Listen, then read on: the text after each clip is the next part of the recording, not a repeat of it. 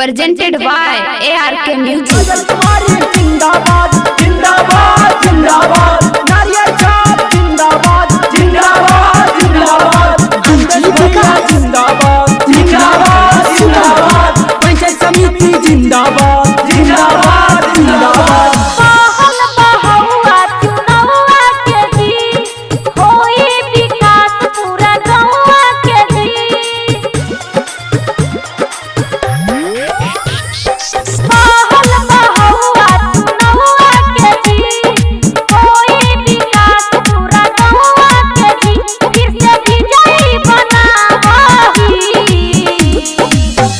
जोड़ी खाड़ हाथी का जल्दी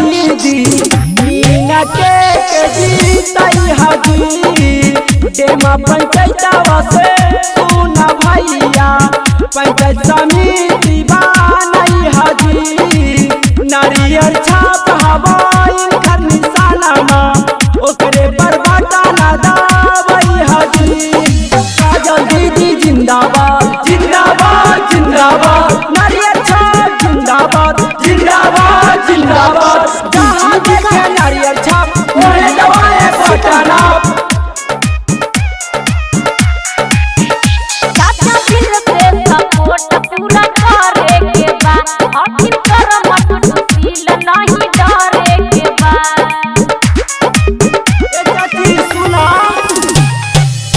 नली गली रोड दिए करिए पूरा कामा अंदेश भैया के बाप पंचायतवा में ना मामा पंचायतवा में तो यही घर घर बतावो हाथ जोड़ी खाड़ हाथी काजल कुमारी मीना के जीताई हाजी डेमा पंचायतवा से सुना भैया पंचायत समिति बनाई हाजी एक नंबर है गए नारियल छाप निशाना देवी के बटाना दावई हाजी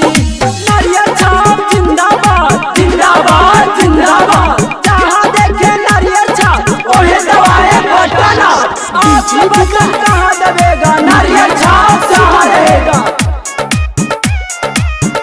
एहो छाता में के करो नया वे के बा चाची भैया के अब की जितावे के बाद नारियल छाप जिंदाबाद जिंदाबाद जिंदाबाद नारियल छाप पर भौजी बटाना दवाई हा